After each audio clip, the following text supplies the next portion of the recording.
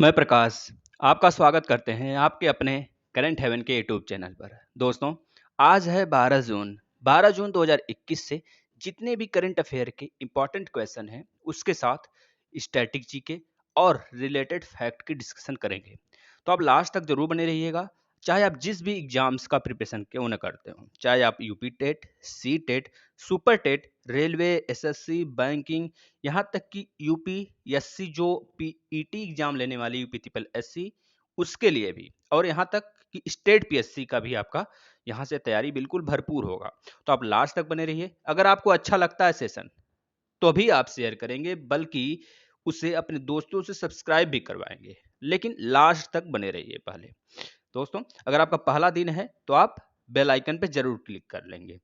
चलिए हम लोग स्टार्ट कर लेते हैं पहले क्वेश्चन के आज से। हाल ही में 2022-24 के लिए संयुक्त राष्ट्र आर्थिक और सामाजिक परिषद के सदस्य के रूप में किस देश को चुना गया है? आपको यह बताना है किस देश को यह चुना गया है हाल ही में 2022-24 के लिए संयुक्त राष्ट्र की आर्थिक और सामाजिक परिषद के सदस्य के रूप में। दोस्तों, आपको यह बता देना है। तो बता देंगे, यह और कोई नहीं, हमारा प्यारा भारत है। दोस्तों, इसको 2022 और 2024 के लिए संयुक्त राष्ट्र के जो छठा, आपको पता है हमने बहुत बार डिस्कस किया है संयुक्त राष्ट्र के बारे में, तो इसमें 6 अंग होते हैं। 6 अंग में से एक संयुक्त राष्ट्र आर्थिक और सामाजिक परिषद भी है। तो इसका सदस्य 3 साल के लिए चुन लिया गया है, 2022, 23, 24। इसके साथ और 2 देश हैं, उसके बारे में भी हम डिस्कस करेंगे। और इससे पहले मैं आपको यह बता दें दोस्तों कि जो आपका यह 2022 और 24 में यह चुना गया है भारत, इसके चुने जाने की जो घोषणा हुई थी, यह कब किया गया था? तो बता देंगे 2021 में कर दिया गया था। ये बात भी आपसे पूछा जा सकता है, तो आप याद रखेंगे। भारत को संयुक्त राष्ट्र आर्थिक और सामाजिक परिषद यानी कि ECOSOC के सदस्य के रूप में 2022-24 की 3 साल की अवधि के लिए चुना गया है। जो संयुक्त राष्ट्र के 6 मुख्य अंगों में से एक है, मतलब इस यह संगठन भारत के साथ 3 देश और हैं। नाम बताइए?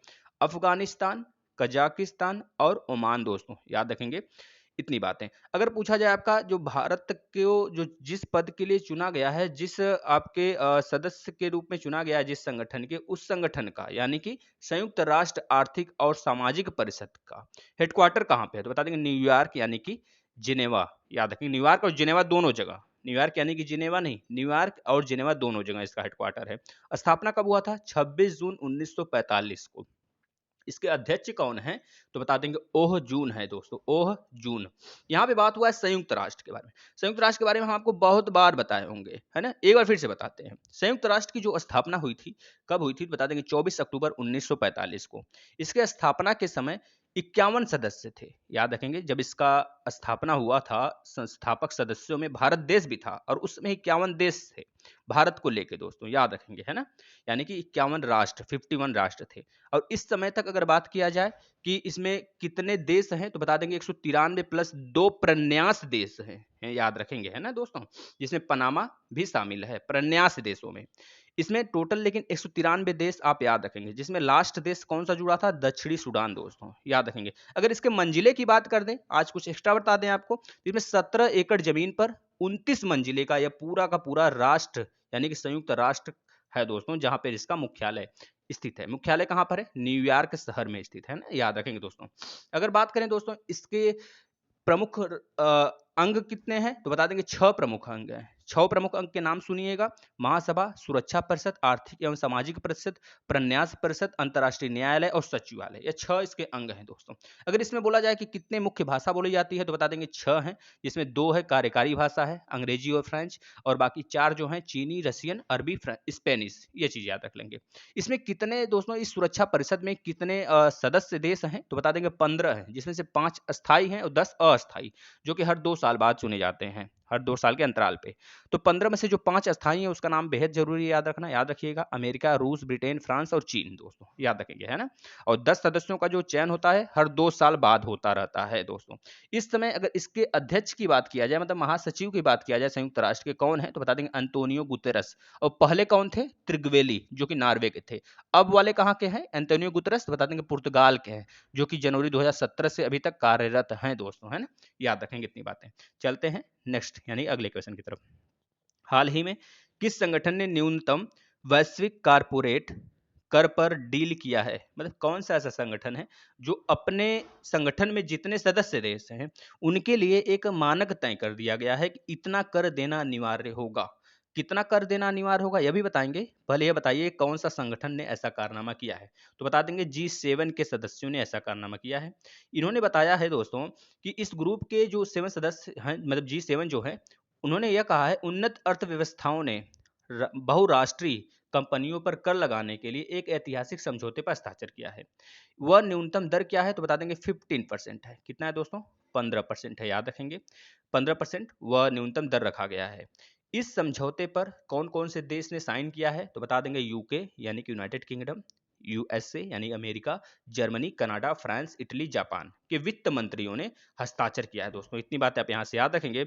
अब G7 कोई ग्रुप है, अब इसका हेडक्वार्टर कहां पे है यह सब तय नहीं है, लेकिन G8 बाद में ही G8 बनता है। अब G8 के बारे में आपको जितना बताए हैं सब कुछ आप लिख डालिए, जितना बताए हैं दोस्तों सब कुछ लिख डालिए, जितना लिखेंगे उतना ज्यादा आपका प्रैक्टिस होता रहेगा। चलते हैं नेक्स्ट क्वेश्चन की तरफ। हाल ही में नौसेना संचालन के महानिदेशक कौन बना है दोस्तों, आपको यह बताना है। आज हम आपको फिर से बताने वाले हैं नौसेना के अध्यक्ष, वायुसेना के अध्यक्ष, थल सेना के अध्यक्ष, और ये तीनों जो सेनाएं हैं इनके जो दिवस मनाए जाते हैं कब कब मनाए जाते हैं, तो ध्यान से सुनिएगा। पहले इसका राइट आंसर क्या हो जाएगा तो बता देंगे वाइस एडमिरल राजेश पेंधरकर को नौसेना संचालन का महानिदेशक चुना गया है दोस्तों, यह इंपॉर्टेंट है, आप याद रखेंगे। अब यहाँ पे देखिए आया है, हम दूसरा ऑप्शन लिए है एडमिरल करमबीर सिंह। एडमिरल करमबीर सिंह जो है नौसेना के अध्यक्ष हैं, नौसेना अध्यक्ष हैं दोस्तों। और नौसेना दिवस कब मनाया जाता है तो बता देंगे 4 दिसंबर को मनाया जाता है दोस्तों, याद रखेंगे, है ना। अगर बात किया जाता है दूसरे नंबर पर हमने क्या लिखा है, भदौरिया, राकेश कुमार भदौरिया, ये वायुसेना अध्यक्ष हैं। वायुसेना दिवस कब मनाया जाता है तो 8 अक्टूबर को मनाया जाता है दोस्तों, याद रखेंगे, है ना। अगर बात किया जाए मनोज मुकुंद नरवाने, हम यहाँ पे लिखे हैं मनोज मुकुंद नरवाने जो है थल सेना अध्यक्ष हैं, याद रखेंगे दोस्तों। यह दिवस कब मनाया जाता है थल सेना तो 15 जनवरी को मनाया जाता है। इतनी बातें आप याद रखेंगे, यह डायरेक्टली आपके एग्जाम में आएगा। नेक्स्ट, हाल ही में किससे चुना गया चुनाव आयुक्त, दोस्तों अभी हाल ही में आपने सुना होगा कि मुख्य चुनाव आयुक्त सुशील चंद्रा को चुना गया है, सुनील अरोड़ा की जगह, है ना। सुनील अरोड़ा को मुख्य चुनाव आयुक्त से निकालकर चुनाव आयुक्त बना दिया गया था। अब उनके जगह उनको निकालकर एक लोग को और चुन लिया गया है, मतलब 3 सदस्य ही बेल्ट है। यह जो मुख्य चुनाव आयुक्त है, चुनाव आयुक्त वाला, ये 3 सदस्यीय बेल्ट है। इसमें 2 चुनाव आयुक्त है और एक मुख्य चुनाव आयुक्त है। तो एक जो मुख्य चुनाव आयुक्त है तो आप उनको याद रखेंगे, वो आपके हैं सुशील चंद्रा जी। और अभी फिलहाल में इनके जगह जो यह सुनील अरोड़ा थे दोस्तों, ये चुनाव आयुक्त के पद पे आ गए थे, तो इनकी जगह फिर से चुन लिया गया है अनूप चंद्र पांडे जी को। ये कब तक रहेंगे तो बता देंगे फरवरी 2024 तक यह रहेंगे अपने पद पर, फरवरी 2024 तक ये अपने पद पर रहेंगे आसीन। अब जो 2 चुनाव आयुक्त हैं कौन कौन है तो बता देंगे, एक है हमारे अनूप चंद्र पांडे जी, यह हो गए, और एक राजीव कुमार जी, ये दोनों लोग क्या है दोस्तों, चुनाव आयुक्त हैं। मुख्य चुनाव आयुक्त सुशील चंद्रा जी हैं, आप याद रखेंगे।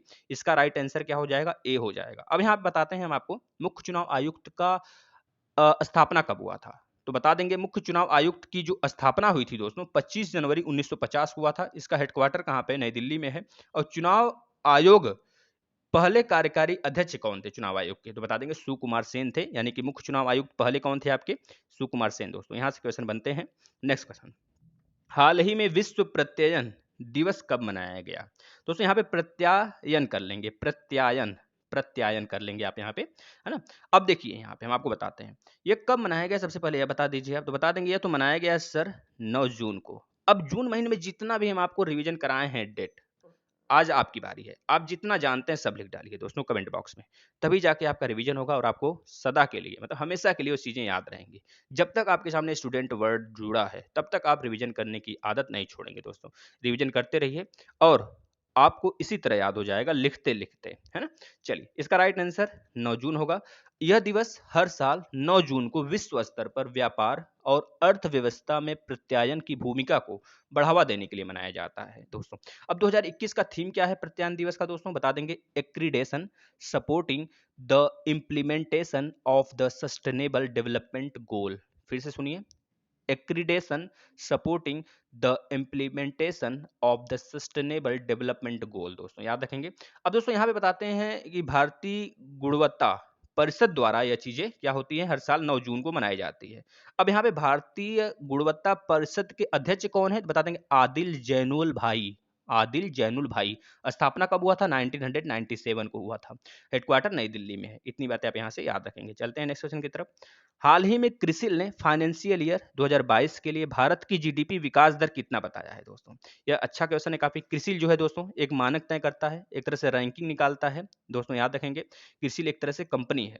इन्होंने इस बार भारत की फिर से जीडीपी बता दी है दोस्तों, रहने वाली है फाइनेंशियल ईयर 2022 में कितना रहने वाली है, 9.5%। इन्होंने पहले बताया था 10%, लेकिन हाल ही में कोरोना की दूसरी लहर देखते हुए इन्होंने फिर से अपनी रैंकिंग गिराकर 9.5% कर दिया है। ये बात याद रखेंगे। चलते हैं नेक्स्ट क्वेश्चन की तरफ। हाल ही में किसने सेंट्रल बैंक और इंडियन ओवरसीज बैंक के निजीकरण की सिफारिश की है दोस्तों। यह कारनामा नीति आयोग ने किया है। कौन किया है दोस्तों, नीति आयोग ने। आरबीआई नहीं लगाएंगे, नीति आयोग ने किया है। डायरेक्टली जो आपके निर्मला सीतारमण जी वित्त मंत्री हैं, उनसे इन्होंने रिक्वेस्ट किया है, इन आग्रह किया है कि भैया जो सेंट्रल बैंक है और इंडियन ओवरसीज बैंक है उसको मर्ज कर दीजिए, यानी कि निजीकरण कर दीजिए उसका, यानी कि प्राइवेट सेक्टर बना दीजिए। हम आपको एक बात बताते हैं दोस्तों, 2021-22 के लिए जो बजटी भाषण निर्मला सीतारमण जी ने दिया था, उसमें यह घोषणा उन्होंने पहले ही कर दिया था कि आने वाले समय में 2 ऐसे बैंक होंगे जिनको हम निजीकरण कर देंगे। उससे बहुत सारे बहसबाजी चल रहे थे विपक्षी पार्टी वगैरह में। तो अब यहाँ पे बात हुआ है नीति आयोग की। तो नीति आयोग का फुल फॉर्म पहले क्या है बता देंगे, national institution transforming of India. याद रखेंगे, गठन हुआ था 1 जनवरी 2015 को, पंचवर्षीय योजना की जगह दोस्तों, याद रखेंगे। हेडक्वार्टर नई दिल्ली में है। इसके अध्यक्ष हमारे देश के प्राइम मिनिस्टर होते हैं, तो इस समय मोदी जी हैं, और मोदी जी ही चुनते हैं उपाध्यक्ष को। तो इस समय उपाध्यक्ष राजीव कुमार जी हैं, याद रखेंगे। सीईओ कौन है, अमिताभ कांत जी हैं दोस्तों। इतनी बातें आप यहाँ से याद रखेंगे। चलते हैं नेक्स्ट क्वेश्चन की तरफ।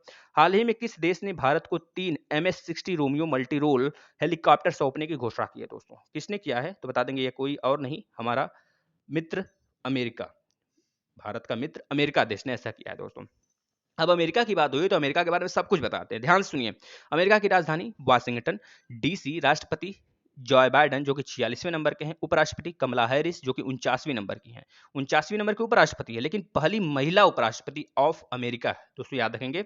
अब इतनी बातें याद रखेंगे, और इसके बाद यह भारतीय मूल की भी है, इस वजह से और ज्यादा इंपॉर्टेंट हो जाता है। अब याद रखेंगे, अमेरिका की बात हुआ है तो अमेरिका पड़ता है नॉर्थ अमेरिका के अंतर्गत, यूएसए नॉर्थ अमेरिका के अंतर्गत पड़ता है। अब नॉर्थ अमेरिका में यूएसए जो है, यूएसए और कनाडा के बीच में कौन सी एक पैरेलल लाइन है, तो बता देंगे 49वीं पैरेलल लाइन है दोस्तों, जो सबसे विश्व का सबसे शांति वाला लाइन या फिर बॉर्डर है। 38वीं पैरेलल लाइन नॉर्थ कोरिया और साउथ कोरिया के बीच में है। 10वीं पैरेलल लाइन अंडमान निकोबार में है दोस्तों, याद रखेंगे।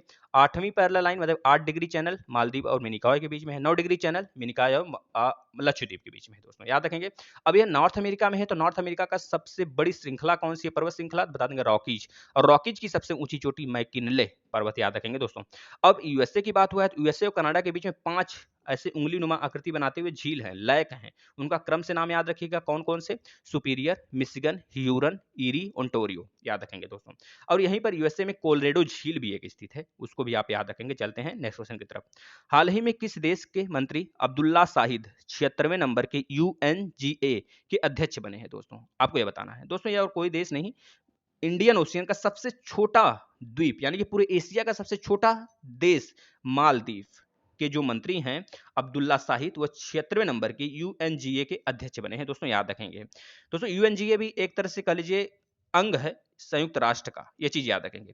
अब दोस्तों मालदीव के बारे में बात हुआ है तो मालदीव के जो राष्ट्रपति हैं इब्राहिम मोहम्मद सोली हैं, राजधानी माले है, मुद्रा मालदीवियन रुपया है, रूफिया, याद रखेंगे। यह हिंद महासागर का सबसे छोटा आइसलैंड है दोस्तों, याद रखेंगे।